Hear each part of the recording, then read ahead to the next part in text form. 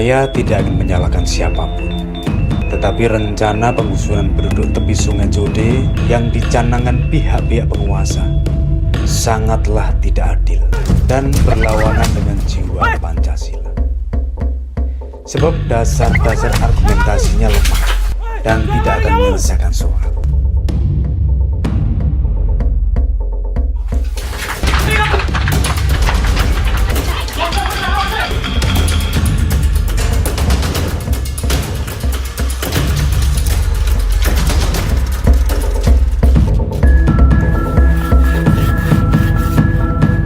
Ibarat ingin menyembuhkan penyakit borok koreng dengan jalan memotong kaki.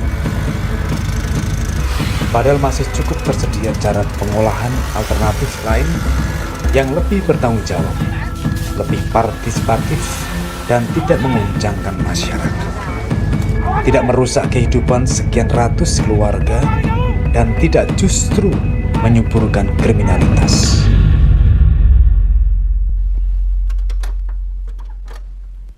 Saiki kowe wis kaya selebritis ngono kuwi lho. Iso lho.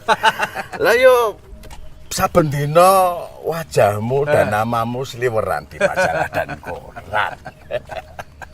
Stilongkas barangkali kamu masuk ke Anekarya Safari. Kok iso? Sama Edisut. Artis pinggir kali. Wah, yonda. Jalan buntu, Bung? Sebulan ini saya mengikuti perkembangan Kali Jode. Prihatin, Bung. Penderitaan dan kemiskinan rakyat itu kok diulur-ulur terus kayak benang. Padahal bukan kebodohan dan kemiskinan yang menjadi penyebabnya. Lah ya, tapi struktur sosial, politik, ekonomi, budaya yang terus saja menindas mereka itu loh. Sebabnya itu. Ini, Bung. Kalangan berada sudah saatnya diberi pemahaman tentang kesadaran tentang struktur itu. Situ sampai ngomongnya melepet-melepet ya, Bung. Nah, itu. Iya. Lah kok penggusuran kok yang selalu dikedepankan. Iya. Harusnya ya, kamu itu yang duduk di perkantoran itu. Iya. Nggak mau saya. Lah kenapa? Lah kalau saya jadi mereka bisa-bisa jantungku kumat ngeladeni orang seperti kamu ini. Terus kurang-kurang tuh, Bung.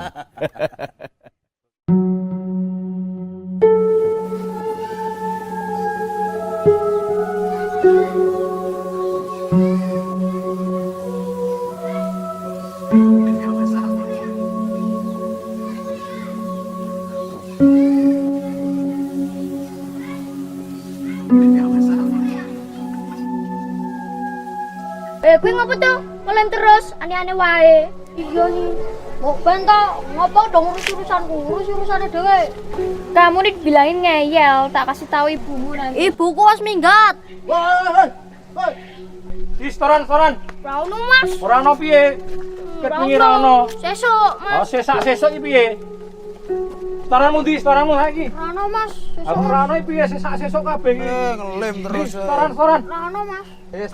Romo memprihatinkan nasib mereka gitu ya, karena mereka kan juga tadinya orang-orang yang gagal transmigrasi, kemudian terdampar di Jogja karena mereka mau pulang ke daerahnya sudah nggak punya aset gitu ya. Nah ini kan sebetulnya kalau menurut Romo tuh orang yang selalu kepontal-pontal gitu loh. Itu terletak di jalan utama. Jadi kalau tamu-tamu negara dari airport menuju ke Gedung Agung akan melihat di situ. Setiap menjelang 17 Agustus tempat itu selalu dibakar atau terbakar. Bersih. Lalu mereka datang lagi dan itu terjadi terus seperti itu. Takjol sisat bocah. Sudah hampir sebulan. Masa 5 gadis saja kalian nggak becus? Sudah nggak butuh duit kalian? Anak-anaknya susah kita temui, Mas. Seringnya gelandang di dekat stasiun. Sudah pergi sana. Sepet tahu kalian. Anak buah becus semua.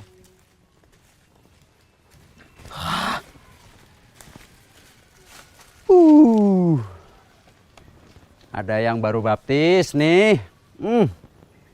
Sudah enak hidup di gereja. Apa-apa sudah disiapin. Nggak usah repot kayak di sini. Malah dia tinggal di sarang gelandangan macam ini. Maunya apa sih Romo Beling itu? Bilangnya sih mau bantu-bantu. Paling bentar lagi juga warga sini suruh belajar agama Kristen. Hus, ngomong apa kowe iki? Bukannya bersyukur, malah nuduh yang tidak-tidak. Kalau ndak ada bukti, jangan nuduh sembarangan. Pak Adi. Sudah berhasil dipengaruhi, Pak. Terus kapan mau bikin rosarian di rumah? Alah, mau Kristen, Katolik, Buddha, atau wong sirang di agama, ra masalah. Yang penting niat baiknya buat bantu orang lain. Sampean nggak usah ngurusin pekerjaan orang lain. Urus saja dirimu sendiri. Cari kerja yang benar. Jangan bisanya meras anak-anak gelandangan dan jualin perempuan-perempuan di sini. Wah, buang abung ini. Jadi Romomangun selalu menganggap isu kristenisasi atau pengkristenan itu bukan sesuatu yang serius. Dia menanggapi itu dengan guyonan-guyonan. Ya, tapi Romo sih hanya ketawa-ketawa aja gitu ya. Terus ya nggak apa-apa gitu loh. Dan dia tentu saja tidak melihat latar belakang siapapun yang dia tolong. Romomangun itu sudah selesai dengan berbagai macam isu sara. Saya pernah dituduh kristenisasi. Terus saya dipanggil ke Koramil gitu ya, bukan ke Koramil, ke kantor polisi. Tapi juga Romo tuh nanggapinya sambil ketawa. Tapi kue bangga toh katanya.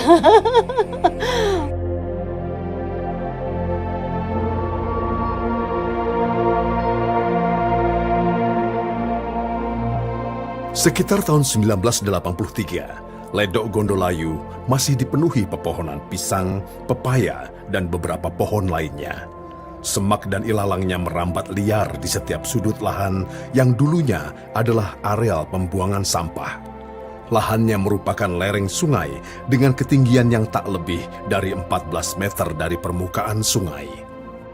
Terletak di pusat keramaian kota, jalanan yang dihubungkan oleh jembatan Gondolayu dikenal dengan nama Jalan Solo yang merupakan jalan penghubung kota Jogja dan Solo. Dari Gondolayu ke arah selatan kira-kira 1 kilometer bisa dijumpai beberapa ikon kota Yogyakarta seperti Jalan Malioboro, Pasar Beringharjo, dan Tugu di perempatan Jalan Diponegoro. Gondolayu sebenarnya bukan kiprah pertama Romomangun. Bersama Willy Prasetyo, beliau sudah lebih dulu membenahi Kampung Terban, tepatnya di kawasan Ngebong, bekas areal kuburan Cina pada awal 80-an. Ini terjadi setelah Romomangun resmi mengundurkan diri dari kegiatan mengajar di Fakultas Teknik UGM dan juga mendapat restu dari Keuskupan Agung Semarang. Pertama-tama meminta izin pada Monsinyur Darmo Yuwono, itu ditertawakan. Kamu itu mau piknik ke kemiskinan katanya. Setelah beberapa kali meminta itu diberi izin. Gondolayu merupakan perpanjangan hulu dari Kali Jode. Penghuninya tergolong liar, Romo, tanpa status. Karena mereka adalah pendatang yang datang dari luar Jogja untuk mengadu nasib. Sementara keberadaan mereka tidak diakui oleh Kelurahan Kota Baru. Bukan begitu Mas Willy? Betul sekali Romo. Lebih baik wilayah Gondolayu ini itu digabungkan dengan Kelurahan Terban, Mas. Karena secara sosiologis penduduk yang tinggal di sini itu punya asal-usul dan ciri yang sama dengan penduduk yang tinggal di Terban itu sendiri. Begitulah awalnya. Hingga pada tanggal 7 Agustus 1983, Ledok Gondolayu telah diakui secara sah sebagai bagian dari Kelurahan Terban dan penduduknya pun mendapatkan KTP tetap. Dan seperti yang dilakukan di Kampung Terban dulu, Romomangun segera mendirikan rumah untuk kediamannya di situ. mengambil satu lokasi di areal kosong di bawah jembatan. Dikenal dengan istilah rumah bambu, karena memang sebagian materialnya terbuat dari bambu-bambu dan gedek bekas.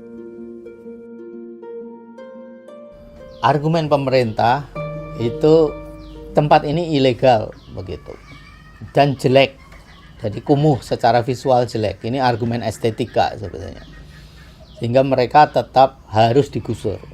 Nah, Romo Mangun bilang, oke, kalau argumennya estetika, bagaimana kalau ini dibuat indah? Arsitektur adalah ekspresi dan realisasi diri manusia, bukan topeng. Karena itu harus ada ruang jujur di dalamnya. Dan setiap insan, besar kecil, kaya miskin, tinggi atau rendah kedudukannya, memiliki hak yang sama. Kita semua harus berusaha memungkinkan penguasaan pada arsitektur secara adil. Karena seperti yang telah ditunjukkan oleh karya-karya besar dunia, arsitektur dengan bahan-bahan miskin ternyata dapat membuahkan hasil yang indah, andai mengikuti prasyarat-prasyarat alami. Nanti kalau aku sudah besar, aku bakal bangun gedung seperti itu.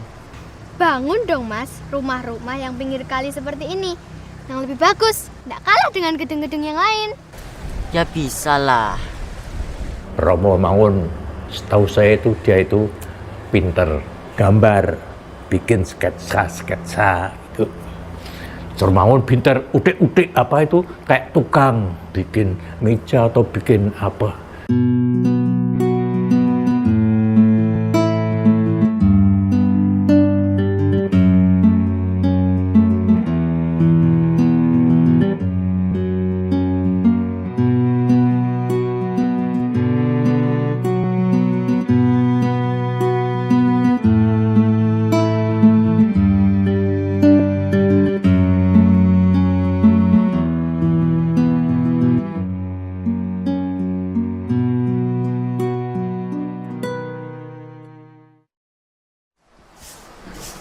Ya Mas ya, terus ya. Oh, nggih, mau. Oke. Mas. Ini tuh sebenarnya buat apa emang? Nah, iki dienggo girly, jadi bangunan pinggir kali.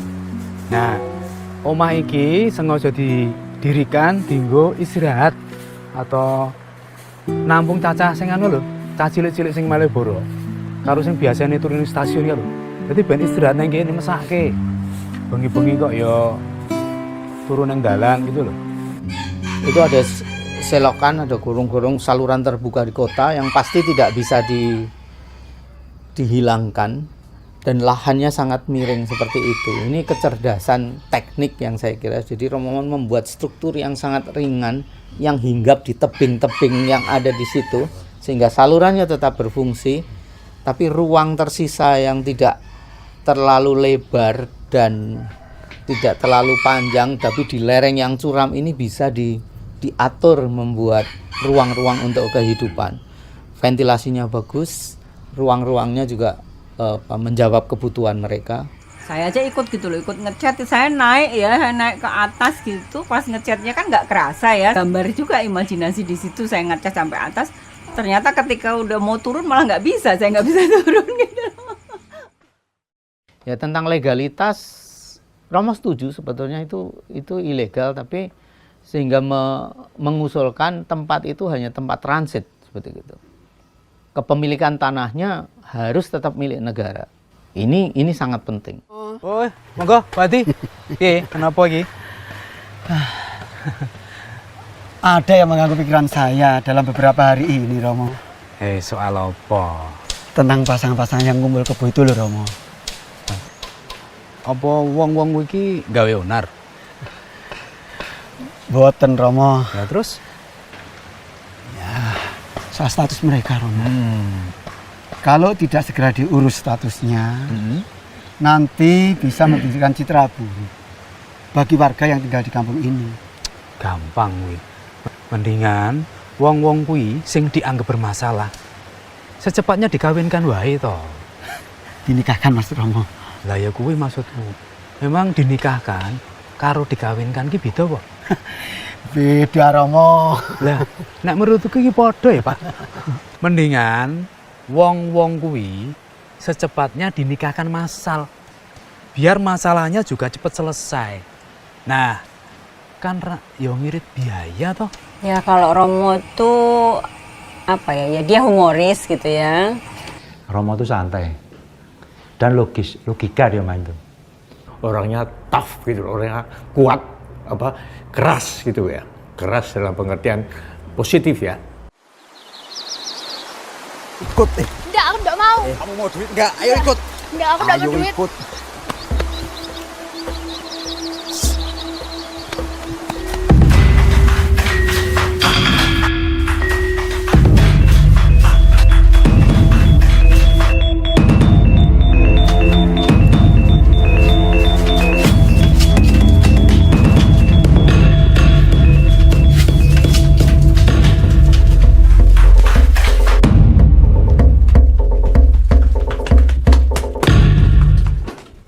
Sampean lagi.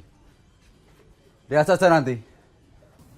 Ono dalang kerubuhan panggungnya.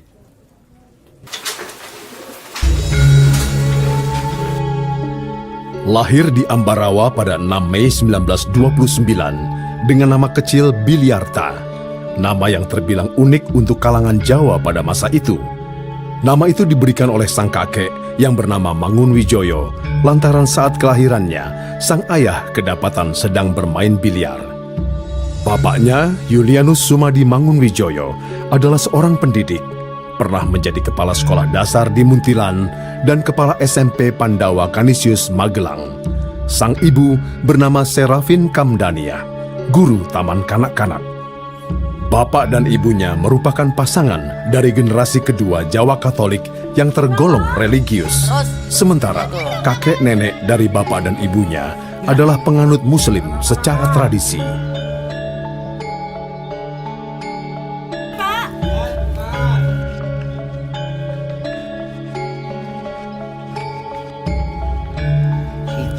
Mas To, aku ikut ya. Ya wes, tapi aja sesuai lo ya. Ya, tapi aja ditinggal juga. Yo. Mas To, aku juga ikut ya. Aku juga, Mas To. Aja lah. Yo.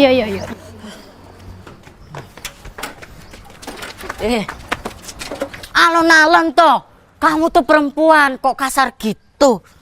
Kesel atau kaget, ayo. Lah. Boh. Yowes, mangkat.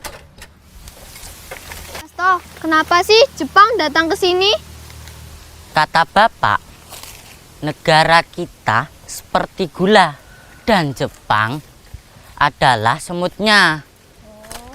Bu Sri, adik Romo, karena umur mereka selisih hanya 2 tahun, jadi mereka sangat dekat daripada adik-adik yang lainnya. Mereka berjualan, jadi beli di suatu tempat, kemudian dia di depan rumah, ngantar kepada beberapa tempat setiap pagi. Kondisi sulit kala itu berimbas juga di rumah-rumah ibadah. Gereja keluarga Mangunwijoyo yang terletak di tengah kota, yakni Gereja Ignatius, sering kehabisan stok lilin. Karena itu, Ibu Sumadi kerap memunguti remah-remah lilin dari altar gereja. Mengumpulkan apa itu? Bekas-bekas lilin. Bekas lilin itu kemudian dicetak, dipanasi, dicetak lagi, kemudian diserahkan ke gereja. Mbak Yu, santini Mbak. Peringatinya mana? Santini Mbak. Baru saja tentara Jepang itu datang ke rumah Mbak.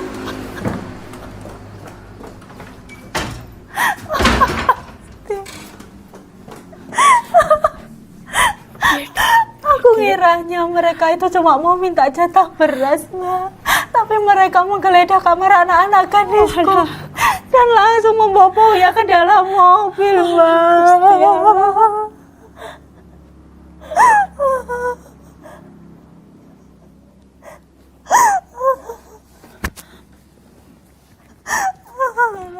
Ibu itu keras, disiplin, Masuk ya, jaga dan dirimu. kepengen sesuatu yang baik. Devosinya pada doa dan sebagainya itu kuat sekali. Kalau Bapak selalu mengingatkan ini. Tok, iya Pak. Hidup itu seperti roda yang berputar. Kadang dia di atas, kadang dia juga di bawah. Ya, itulah pertukaran. Ya Pak. Jika kita berada di atas, kita tidak boleh takabur dan tidak boleh sombong. Jika kita berada di bawah, boleh dan menderita. Tapi jangan terlalu sedih. Semua itu sudah ada yang mengatur. Gusti Allah mboten sare.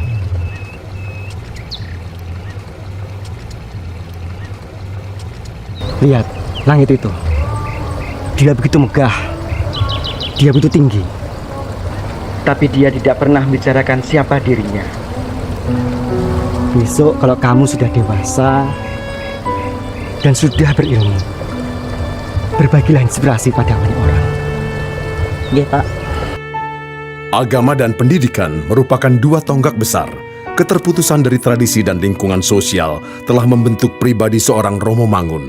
Sebut saja, itu merupakan pencerahan yang datang dari kedua orang tuanya yang berlatar sebagai pendidik. Usai menamatkan sekolah dasarnya di HIS Muntilan, Biliarta melanjutkan sekolah ke Jogja di STM Jetis, mengambil jurusan listrik yang kala itu menjadi favorit di kalangan anak-anak sekolah.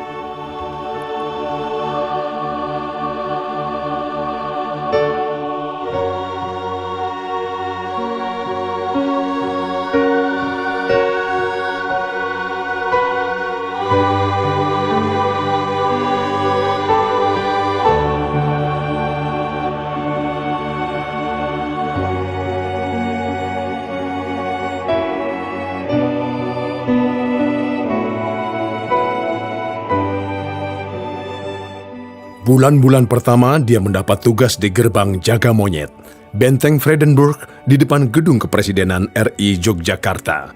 Setelah itu diperbantukan berjaga di asrama militer Kota Baru, Jogja. Romo Mangun menjadi tentara pelajar ketika dia usianya masih belasan tahun, masih sangat muda. Dia hanya bertugas sebagai sopir yang kadang-kadang mengantarkan makanan, membawa para serdadu yang terluka. Gegarane wong akrami tutu bondo tutu rupa. Gegarane wong akrami. Masa-masa historis, begitu Romo Mangun menyebut tahun-tahunnya menjadi tentara dan ikut dalam peperangan di Yogyakarta, Ambarawa, Magelang, hingga ke Meranggen di Kabupaten Demak, Barat Daya Kota Semarang.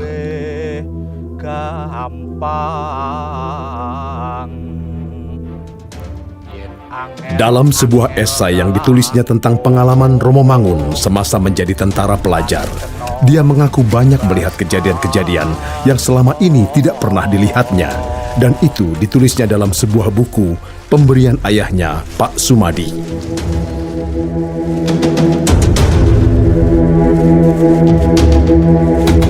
Apa dari kalian yang tahu mata-mata yang membakar kebun itu?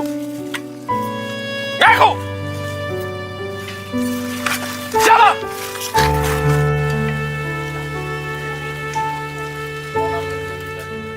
Rekaman segala kejadian di masa perang begitu membekas dalam ingatan Romo Mangun. Itulah pencerahan ketiga yang semakin membuka kesadaran akan pahitnya perang dan segala konflik yang akhirnya hanya akan menyengsarakan orang banyak, terutama rakyat kecil.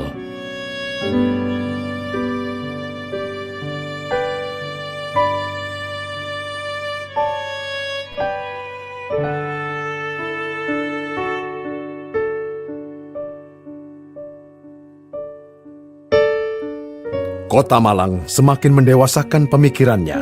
Selain aktif dalam organisasi kepemudaan, Romo Mangun remaja mulai menggemari bacaan-bacaan bernafaskan politik dan pergerakan. Satu tokoh yang dikaguminya saat itu, Sultan Syahrir.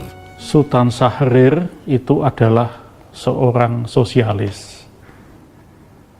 Dan Romo Mangun itu punya keyakinan bahwa yang berpihak pada rakyat itu adalah orang-orang sosialis. Romo Mangun pun menurut saya itu adalah seorang sosialis. Ada satu pencerahan lain yang cukup penting dalam hidup seorang Bilyarta. Kejadiannya di tahun 1950. Kala itu, Bilyarta dan kawan-kawan menghadiri pesta kemerdekaan yang digelar di alun-alun Kota Malang. Mereka mendengarkan pidato Mayor Isman, Komandan Tentara Pelajar RI yang mengobarkan semangat. Mayor Isman berpidato, jangan mengelulukan kami para tentara ini, karena kami adalah orang-orang yang patut dikasihani. Kami sudah membunuh, kami sudah menyiksa, kami sudah membakar, kami sudah merampok. Saya berharap rakyat semua itu mendoakan kami semua, para tentara ini, sehingga bisa kembali ke jalan yang benar.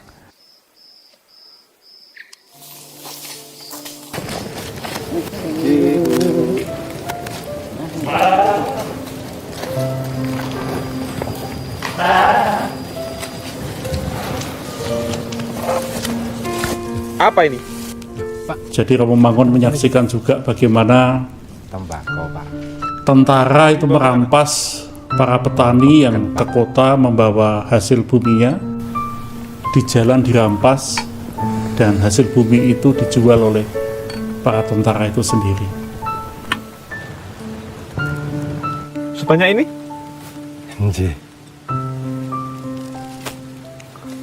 Mohon maaf, kami tidak mengizinkan tembakau sebanyak ini dibawa keluar desa. Salah kula nopo, Pak? Kami ajeng sadean tembakau lho. Siapa yang menjamin tembakau akan dijual ke pasar? Siapa tahu diseludupkan ke tentara nikah? Astagfirullahaladzim, Pak. Demi Allah, kula namung sadean tembakau. Niki ajeng kula nggih berobat. Anak kula sakit keras, Pak. Kami turut prihatin dengan kondisi anak Bapak. Pripun, Pak? Demi keamanan, kami akan menyita tembakau ini. Pak, ampun, Pak. Ampun, Pak. Ampun, Pak. Bawa tembakau ini ke markas. Hei, kamu, bantu bawa tembakau ini.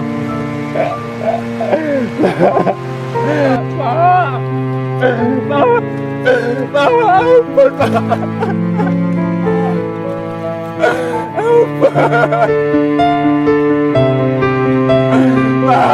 Di supir itu banyak yang dia lihat bapak-bapaknya. Banyak sekali orang-orang kecil yang menjadi korban dari peperangan itu sendiri. Tentu orang-orang kecil itu bukan hanya disiksa oleh Belanda, tetapi justru disiksa oleh sesamanya, orang-orang pribumi. Bisa jadi itu adalah kaki tangan Belanda, aparat-aparat yang ya katakanlah lebih banyak memanfaatkan orang kecil untuk keuntungannya.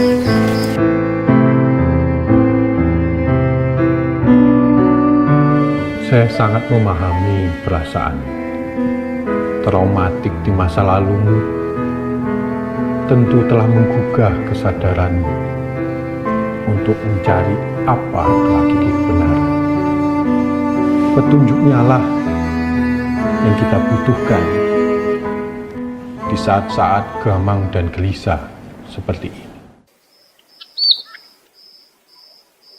Sembah bekti kawula Dewi Maria kekasing Allah, Pangeran Nunggil ing panjenengan dalem, sami-sami wanita sang Dewi Penici piyambak, saha penuji ugi waing salira dalem Sri Yesus. Dewi Maria ibuning Allah, kawula tiyang dosa sami nyuwun pangestu dalem, samangke tuwin benjing mugining pecah. Amin.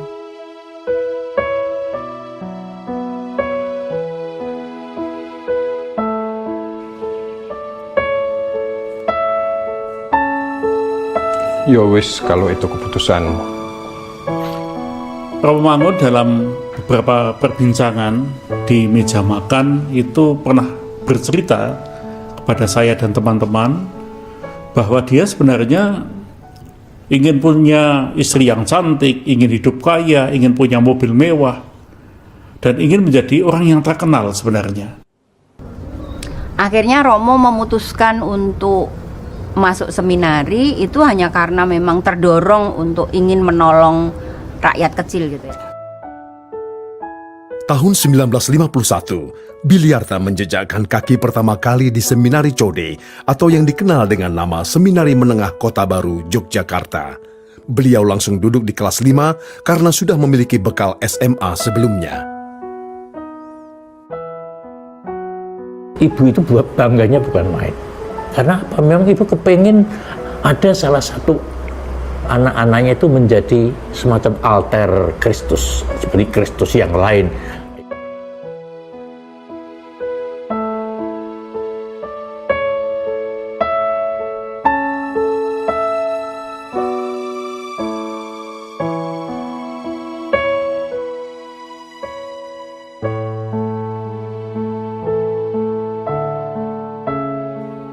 Masa-masa mertoyudan seorang Biliarta berakhir pada tahun 1953. Selanjutnya, dia meneruskan ke Seminari Santo Paulus di Yogyakarta hingga tahun 1959.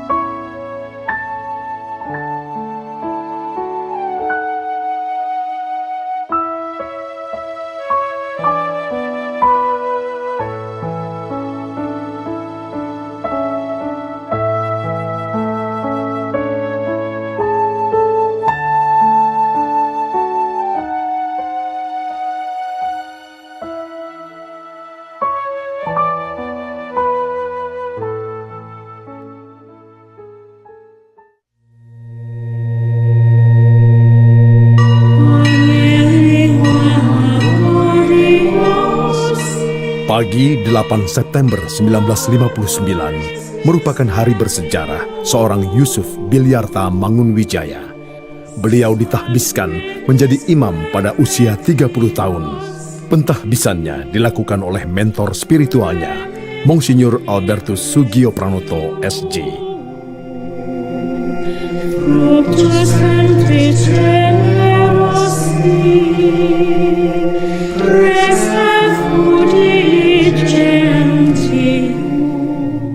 Ad Maiorem Dei Gloriam, yang artinya demi maraknya pemuliaan Tuhan, dipilih Romo Mangun sebagai moto pentahbisannya sebagai imam projo. Projo sendiri adalah pastor-pastor keuskupan yang membaktikan kegiatan bagi rakyat kecil di pelosok dan pedesaan. Nama ini berasal dari inisial PR yang berarti presbiter atau imam. Dalam bahasa Jawa berarti rakyat. Romo Projo itu ya sebagai mutin desa kalau di Islam. Dia lebih nyaman ketika menggunakan pakaian-pakaian rakyat dibandingkan dia memakai jubah.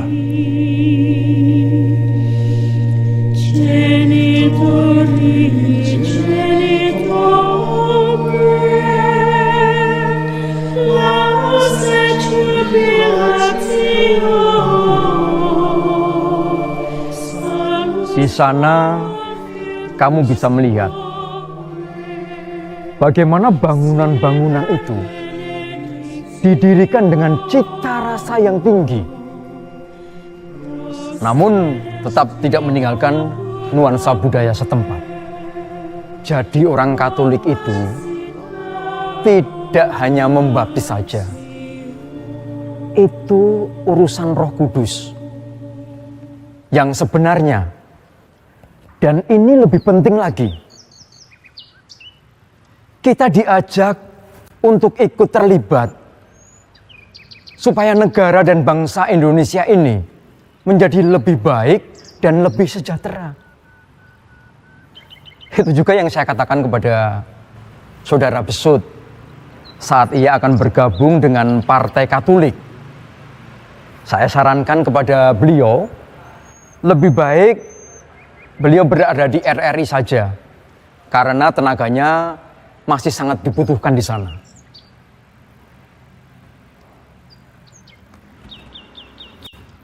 Kamu tidak usah ikut berpolitik. Biarlah Partai Katolik diurus oleh orang lain. Romo Kanjeng itu beberapa kali mampir atau berkunjung ke rumah kami. Kadang-kadang tanpa protokoler biasa.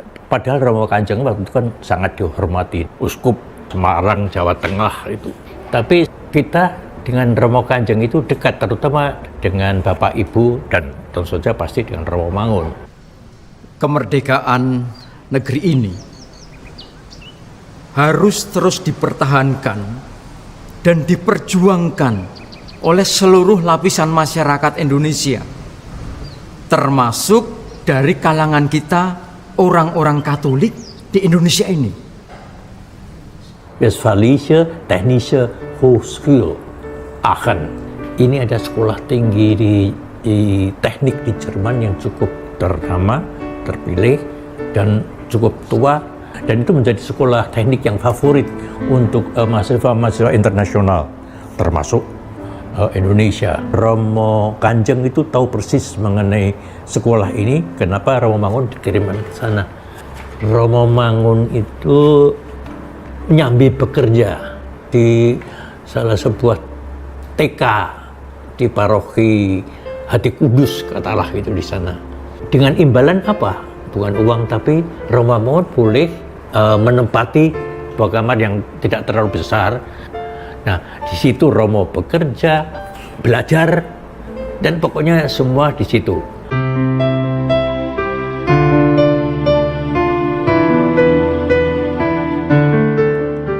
Ada beberapa nama yang menjadi sahabatnya selama di Jerman, antaranya mantan Menteri Pendidikan dan Kebudayaan di era Orde Baru, Wardiman Joyonegoro, yang saat itu menjadi mahasiswa perkapalan, dan mantan Presiden Republik Indonesia, B.J. Habibie.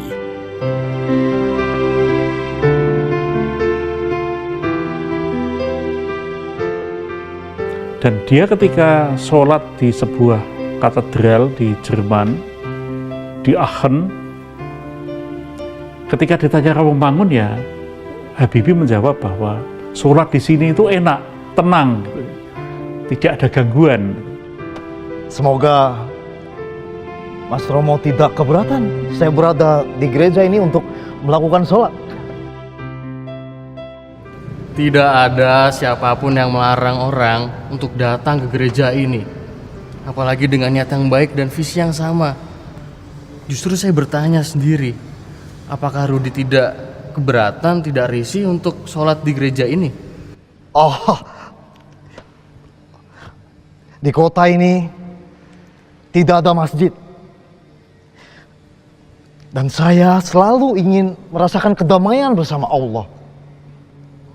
Mas Romo, saya tidak pernah melihat satu tempat pun di mana saya bersujud. Karena menurut pendapat saya, perasaan dekat dengan Allah itu ada dalam hati saya. Sekiranya jika semua orang sepemikiran dengan Rudi, tentu indah sekali. Agama itu hanya alat untuk mencapai tujuan kemanusiaan saja. Sangat dekat dengan Sobari, sangat dekat dengan Gus Dur, sangat dekat dengan TH Sumartana, dan sangat dekat dengan Ibu Gedong Bagus Oka.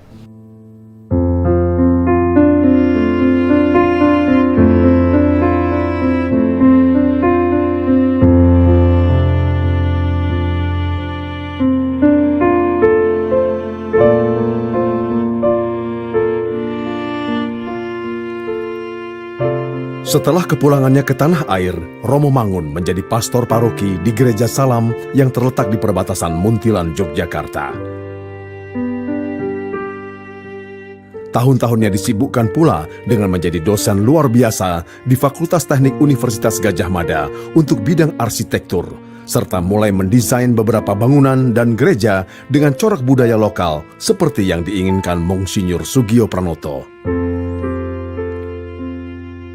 Awalnya salah satunya adalah Gereja Katolik Maria Assumpta itu yang mencoba untuk melakukan penafsiran-penafsiran teologis juga termasuk di dalamnya ada ide-ide untuk menggeser pemikiran yang Eurosentris.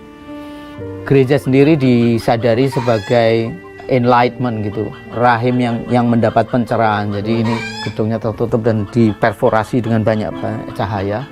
Berdiri di atas 2 pilar, yang satunya itu negara, yang satunya gereja, gitu. Dan strukturnya seperti atap tenda.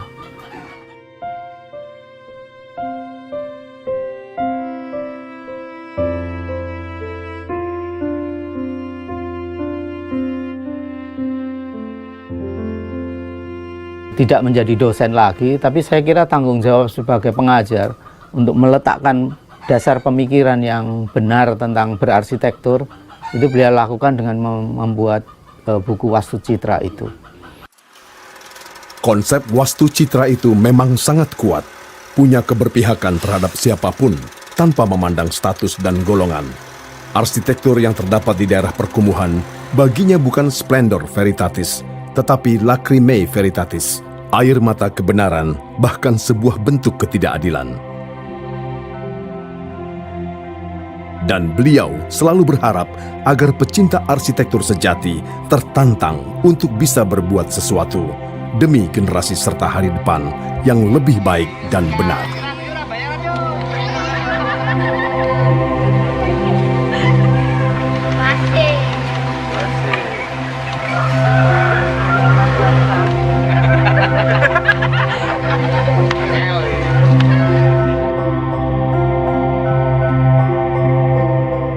Kegemaran Romo Mangun memakai sarung batik dan kopiah hitam memperlihatkan betapa kebudayaan lokal sangat melekat pada dirinya, sekaligus bicara tentang nasionalisme dalam bahasa yang verbal.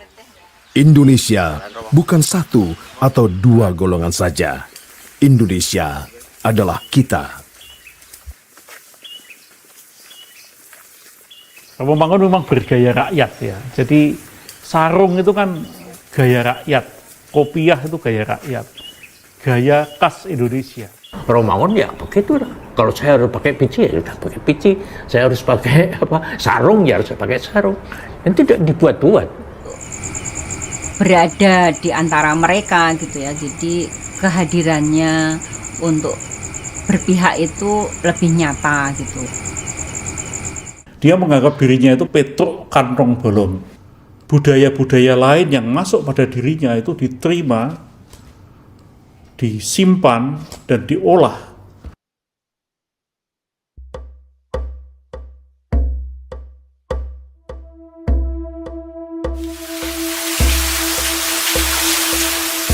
Februari 1984, banjir besar melanda Yogyakarta dan telah merendam sebagian besar kota, termasuk kawasan Terban dan Gondolayu.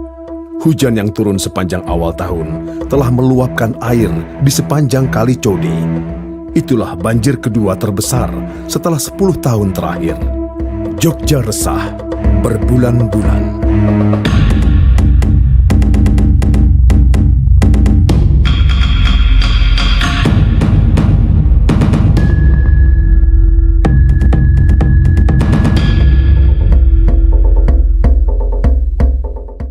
Coba kamu lihat, jembatan Gondolayu itu panjangnya 11 meter dan tingginya dari permukaan air sampai bawah itu sekitar 4,5 meter. Jadi meskipun Kali Code ini banjir, jembatan gantung kecil itu tidak akan basah. Apalagi rumah-rumah penduduk yang tinggal di sekitar situ pasti aman. Tapi kenapa selalu isu banjir yang dikedepankan, Romo, setiap Code mengalami musibah? Itu masalahnya, Dek. Sebenarnya para ahli itu sudah merancang persimpangan Sungai Code dengan selokan Mataram itu sudah diperhitungkan dengan sangat cermat. Tapi apa benar begitu? Tidak ada latar belakang lain begitu, Romo? Pengetahuan yang setengah-setengah itu sama bahayanya dengan ketidaktahuan, Dek. Atau mungkin ada skenario lain, Romo? Ya memang orang-orang Code dituduh mereka mengotori sungai dan menyebabkan banjir. Nah, tapi sebetulnya Romo mengatakan bahwa justru mereka lah yang karena mereka hidup dari sampah gitu ya, jadi malah yang memunguti sampah-sampah, yang membersihkan sungai itu ya mereka gitu. Jadi kemiskinan mereka adalah kemiskinan fisik dan lingkungan, bukan kemiskinan hati.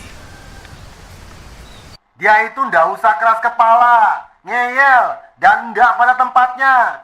Dia pikir hanya dia saja arsitek di negara ini, ha? Ngakunya pernah ngajar arsitek selama 11 tahun di universitas terkemuka. Lulusan Jerman pula. Tapi cara pandangnya koyo preman pasar saja. Bilang, jadi Romo itu jangan kebanyakan drama.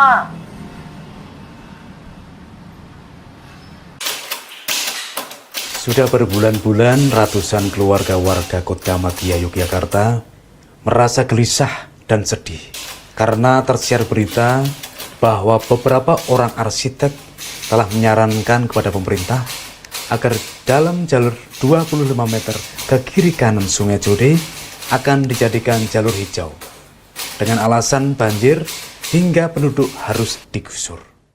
Dengan hormat namun sangat kami memohon, sudilah saudara-saudara mendharma baktikan kewibawaan saudara-saudara agar usul saran semacam itu jangan menjadi kenyataan. Penggusuran hanyalah dapat dipertanggungjawabkan bila itu memang jelas yang terakhir. Jika menurut penelitian yang seksama, teristimewa dari segi pertimbangan sosiopolitis, Kamtibnas, segala jalan alternatif sudah jelas buntu. Pemerintah tetap ingin menggusur begitu.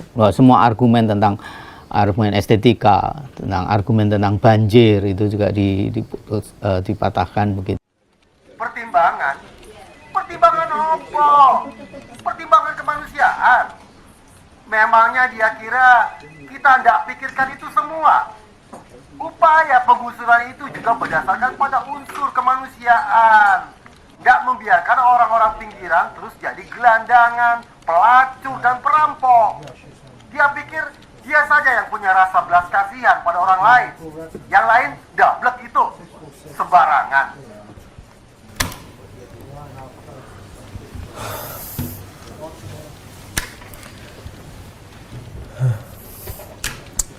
Ya begitulah Pak, apa yang saya dapat hari ini.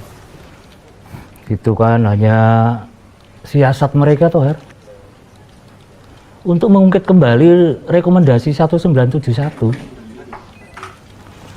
Itu dokumen lama. Hasil laporan penelitian awal Kota Jogja untuk Departemen Pekerjaan Umum dan UGM. Dan itu Romo Mangun yang jadi pimpinan proyeknya. Dokumen 1971. Iya, 1971. Dan salah satu usulannya itu menjadikan Kali Code jadi sabuk hijaunya Kota Jogja. Ya. Tapi itu kan sudah lama, Har. Kota Jogja kan berubah terus. Code juga berubah. Sebetulnya tujuan untuk sabuk hijau itu pun juga di balik itu ada rencana untuk apa ya, kayak parkir pariwisata atau apa, terus kemudian untuk nanti dibangun apa seperti itu. Jadi nggak fair juga gitu loh. Nah, Romo Mangun mencurigai itu gitu.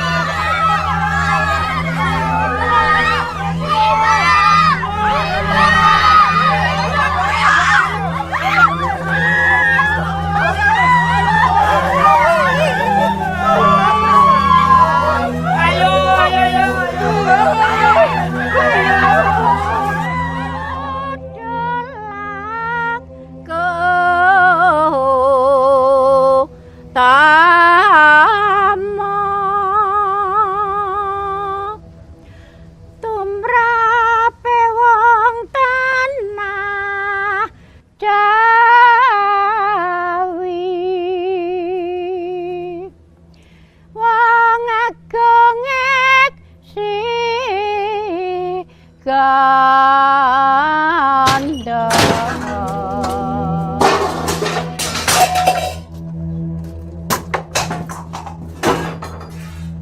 Apalagi yang kalian cari di sini? Tak ada apa-apa. Hanya kekosongan dan kehampaan.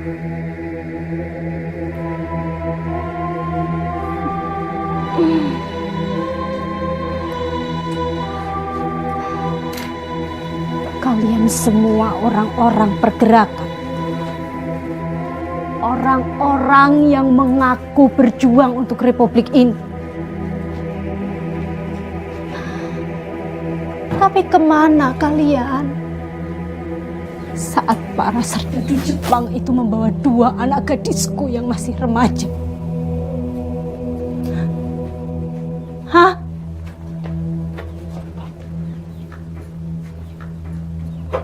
Di mana kalian?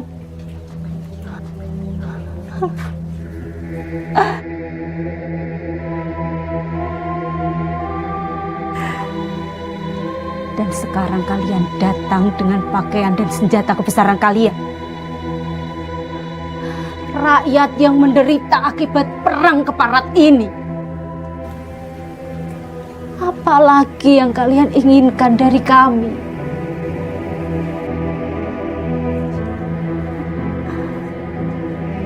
Apa?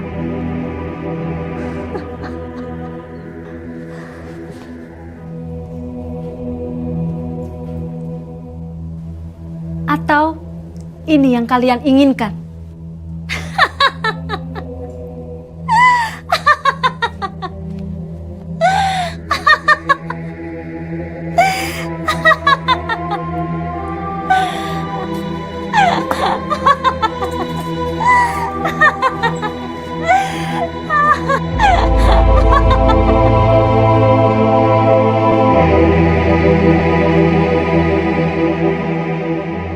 Saya sungguh tidak berambisi menjadi pahlawan. Zaman sekarang tidak butuh pahlawan. Bahkan saya ikhlas disebut Don Quixote yang konyol dan sinting. Ya, Don Quixote. Asal saja berubah visi salah kaprah terhadap rakyat miskin yang tak berdaya.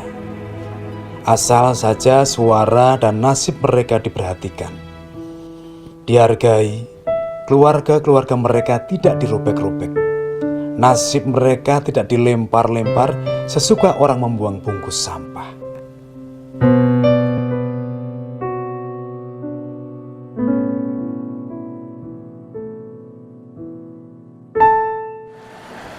Andai penggusuran tetap dilakukan, bagaimana, Rom?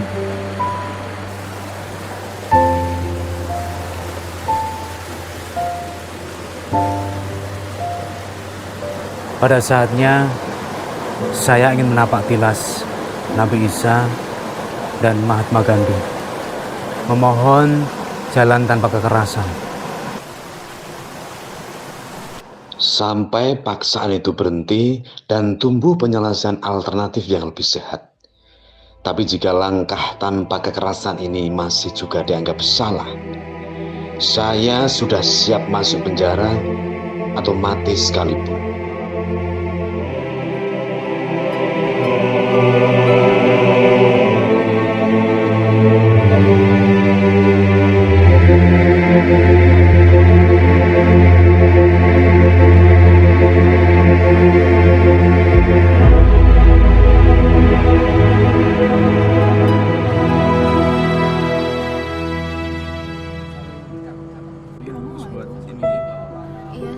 Ketika diwawancari wartawan, Romo bilang, ya saya ini kan rohaniwan.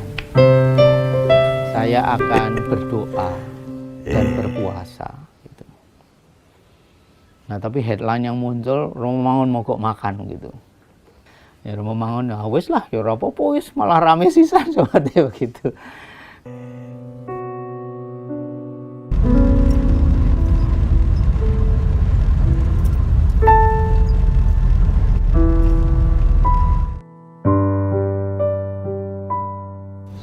Semakin kurus saja dari sebulan yang ibu lihat.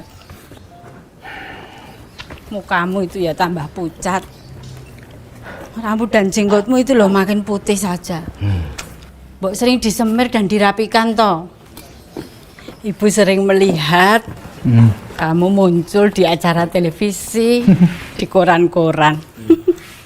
Ini tehnya. Nggak menyangka kamu kok bisa disorot di mana-mana. Toh, nek dirasa sudah tidak lagi bisa diupayakan, honey store tidak usah diteruskan. Nanti membuat kamu stres sendiri.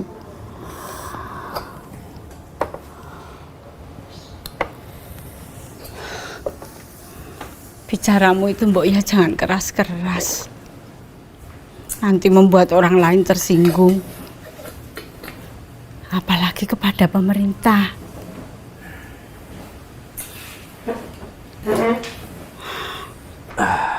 Bu, ki kok wit sawone kok wis ra ono ki ning ndi, Bu? Kamu ndak pernah memperhatikan, itu sudah lama ditebang. Sayang loh, Bu. Sebelum mengasihi orang lain, ada baiknya kita mengasihi diri kita sendiri dulu. Karena bahu tempat orang lain bersandar harus lebih kokoh kalau tidak ingin ambruk. Kalau Romo pulang, menengok, itu pasti ada dialog, ada pembicaraan, ada sesuatu yang pasti ada menyinggung masalah tugas Romo Mangun, entah sebagai imam atau sebagai gembala atau sebagai influencer katakanlah bagi orang-orang yang beliau layani itu.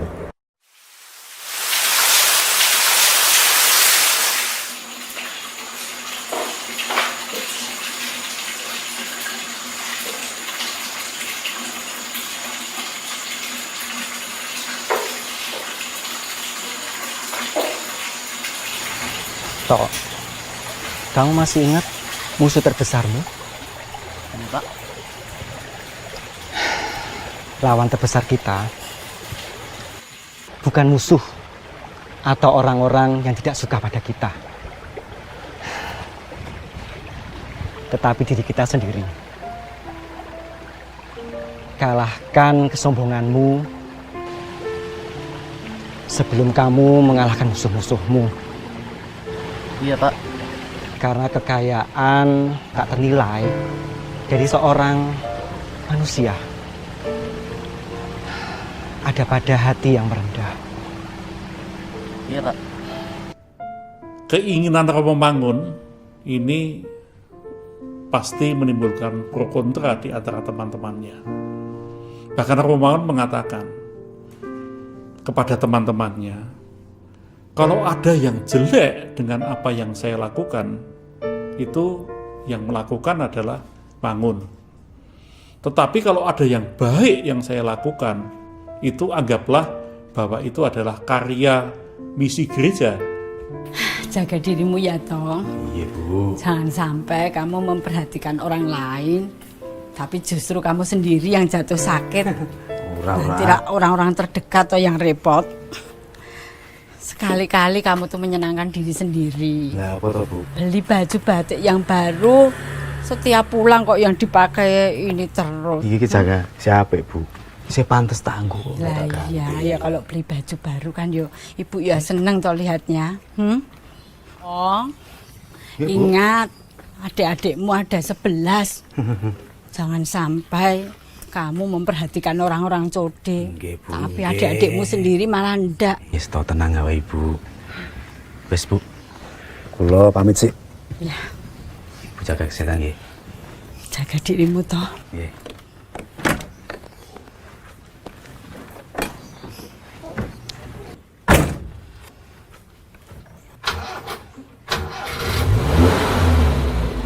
Tuhan memberkati ya, Le.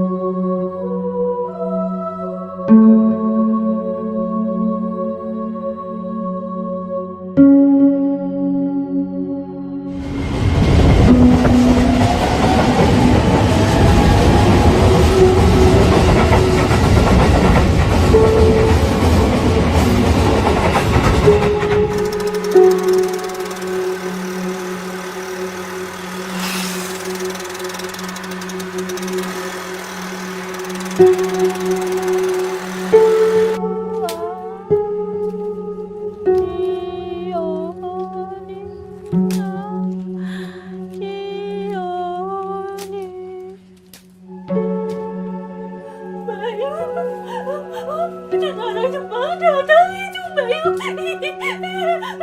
Itu anakku Bayu.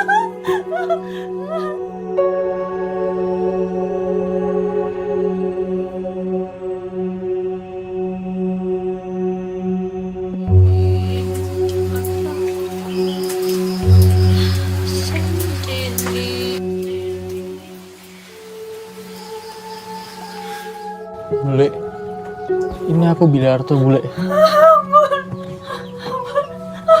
Bule. Bayu, tolong.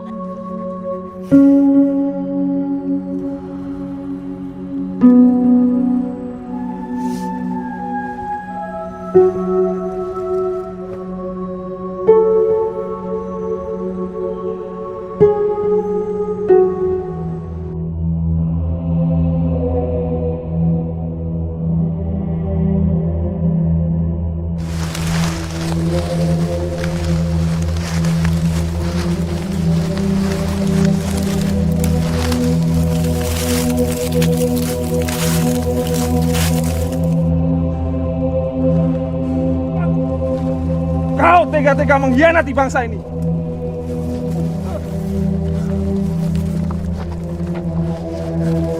Jalan!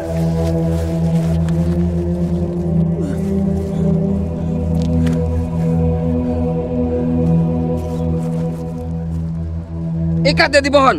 Ini kamu. Ini.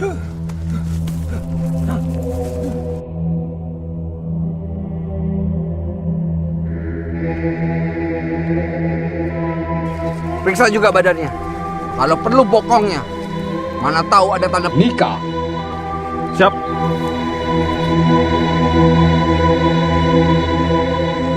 Siapapun, jangan ada yang pernah memberi makan pengkhianat ini. Biarkan dia mati dengan caranya sendiri.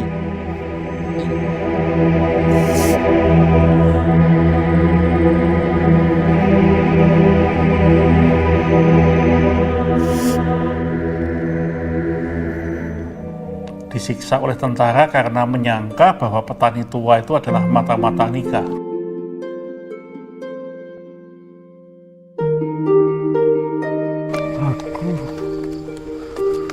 Haus.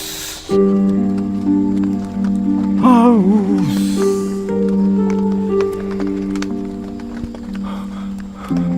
Aku haus. Dan itu membekas di dalam benak Romo Mangun. Romo Mangun merasa ikut berdosa. Cita-citanya nampaknya menjadi bulat bahwa dia ingin membayar hutang pada rakyat.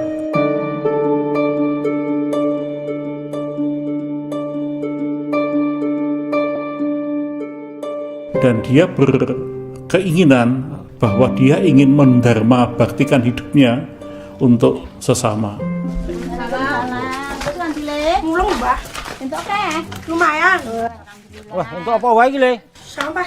Wah, simbah melu mendukung ya nek untuk akeh. Mbah, Romo Mbah. Romo rawuh. Mendukung Romo. Semangat ya. Semangat mendukung Romo. Ya, nuwun monggo.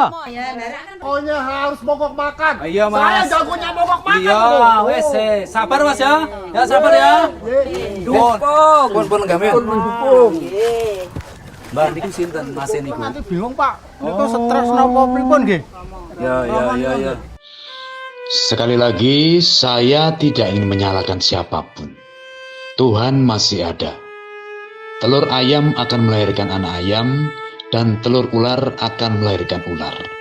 Ini bukan hanya keyakinan dan ideal dari Simangun Wijaya saja, tetapi saya percaya dari setiap orang yang hati nuraninya masih normal. Dan orang-orang seperti itu masih banyak sekali. Saya memohon dengan hormat, penuh persaudaraan, doa, solidaritas, dan restu dari sekian banyak kawan dan sahabat setia. Yogyakarta, 8 April 1986, hormat saya, YB Mangunwijaya. Berkat perjuangan yang tak mengenal lelah, pada Desember 1986, Romo Mangun memenangkan gugatannya. Rencana penggusuran pun dibatalkan.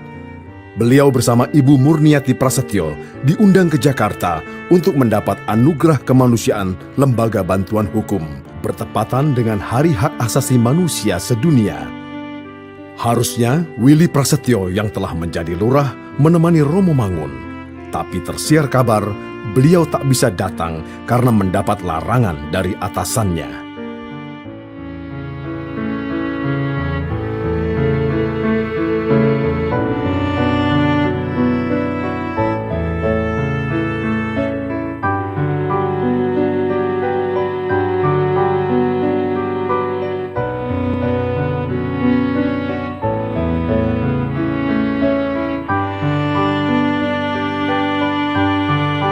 Ini sebuah pendekatan yang menurut saya sangat baru, karena selama waktu itu kita mendekatinya dengan cara sangat estetik saja begitu.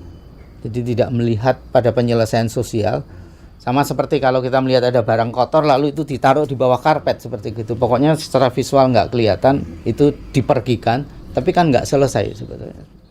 Kenapa toh namaku ada Yusufnya? Ada 2 orang hebat yang bernama Yusuf. Yusuf yang pertama adalah suami Maria. Dia sebagai pelindung dan penjaga keluarga. Tahu kan ceritanya? Terus Yusuf yang kedua? Putra pertama dari pasangan Yakub dan Rahel. Dia adalah anak ke-11 Yakub yang menjadi sengsara karena ulah saudara-saudaranya. Tapi hebatnya Yusuf, saat dia berjaya di Mesir, dia memaafkan saudara-saudaranya itu dan mengajak mereka untuk hidup dan tinggal bersama di Mesir. Dia juga pelindung. Namanya punya arti. Seseorang yang melakukan sesuatu di atas segala sesuatu yang lain, karena Gusti Allah berkenan kepadanya.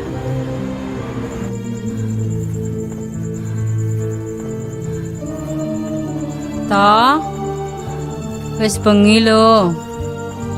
Ayo Bobo. Besok masih ada tugas untukmu. Lebih banyak dan lebih berat. Ya, Bu.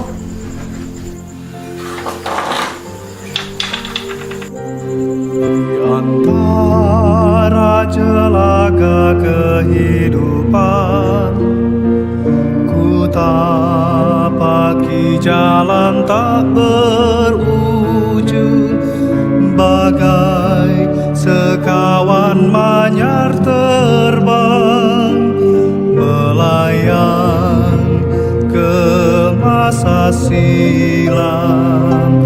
Di balik jubah keemasan, kulihat mega berarak-arak, duhai mempelai surgawi, pancarkan selalu roda bahagia di hati.